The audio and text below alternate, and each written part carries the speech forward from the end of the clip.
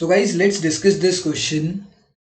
Question is, diversification of crop production leads to shift from single cropping system to multi cropping system. बिल्कुल सही है, इसमें यही बोला गया है, हमने पढ़ भी लिया है ये कि डाइवर्सिफिकेशन ऑफ फूड क्रॉप्स में हमने क्या पढ़ा है, डाइवर्सिफिकेशन ऑफ क्रॉप प्रोडक्शन में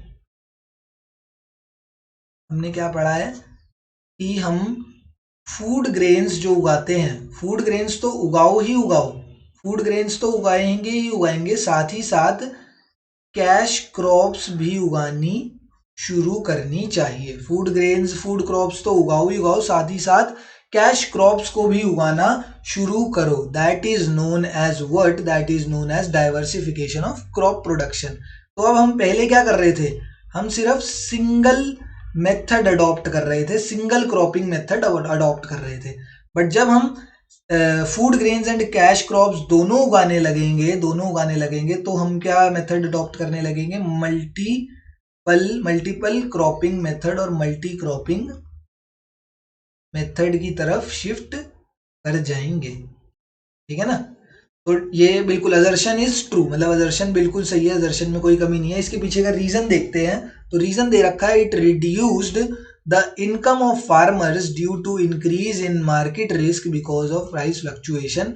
रीजन का तो कुछ सेंस ही नहीं बन रहा है, रीजन इज परफेक्टली, मतलब रीजन इज एब्सोल्युटली फॉल्स, मतलब रीजन का कुछ है ही नहीं, मतलब इससे रिलेट तो करने की बात नहीं है, रीजन गलत है। गलत क्यों है? क्योंकि ये जो डाइवर्सिफिकेशन ऑफ क्रॉप प्रोडक्शन थी, इससे इनकम जो थी, इनकम इंक्रीज हुई थी। क्यों इंक्रीज हुई थी? क्योंकि पहले तो कोई सिंगल क्रॉप उगा रहा था, अब जैसे ये सिंगल क्रॉप थी, ये इसने समर सीजन में उगा ली, एंड कैश क्रॉप जो है इसने विंटर सीजन में उगा ली।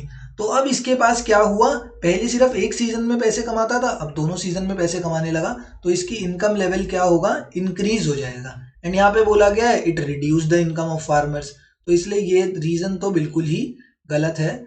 ऑप्शन नंबर 3 जो है, that assertion is true but reason is false, ये हमारा करेक्ट आंसर होगा इस केस में। ठीक है, option number 3 is the correct answer here.